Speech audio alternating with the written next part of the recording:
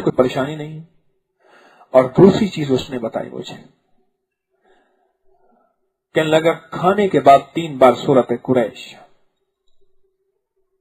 इसने मेरे फक्र को खत्म कर दिया। गौर से लफ्ज सुने, मैंने जो लफ्ज अर्ज किया आपकी खिदमत में, फक्र फक्र फक्र। फक्र से मुराद फकीरी, तंगदस्ती, गुर्बत। इसने मेरे फक्र को खत्म कर दिया। 3 बार हर खाने के बाद सूरत कुरैश, खाने के बाद 3 बार हर खाने के बाद सूरत कुरैश। जिनको पता नहीं, ईमानदारी से सिर्फ वही हाथ खड़ा करें। जिनको इसके फायदे का पता नहीं, सिर्फ वही हाथ खड़ा करें।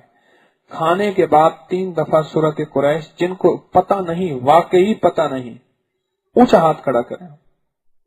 जिनको वाकई पता नहीं, बताए देता हूं, बहुत सारे हैं। और जिनको वाकई पता है वो हाथ खड़ा करें। ये मजमा ज्यादा है, एक एक खड़ा करना, 2 ना खड़े करना, एक एक हाथ हो। हाँ बस ठीक है, ठीक ठीक।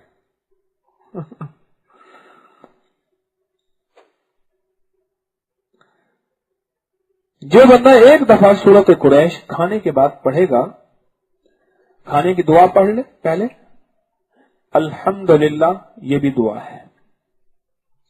अल्हम्दुलिल्लाहिल्लज़ी अतामना व सकाना व जअलना मिनल मुस्लिमीन, ये भी दुआ है।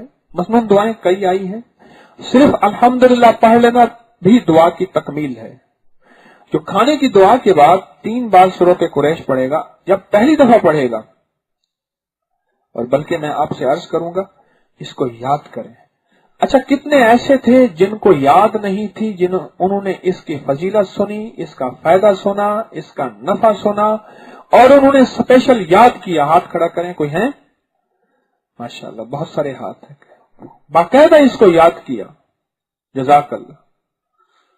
जो एक दफा सूरत कुरैश पढ़ेगा खाने के बाद, दुआ के बाद, तो अल्लाह पाक जल्ल शानहू उस खाने को इसके लिए सेहत बना देंगे और बरकत बना देंगे।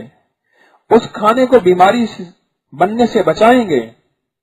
उस खाने में रोग नहीं बनेगा, वो खाना बीमारी नहीं बनेगा, तकलीफ नहीं बनेगा, सेहत बनेगा। हत्ता कि इतनी सेहत कि अगर उस खाने में जहर मिला हुआ होगा, इस पे असर नहीं करेगा।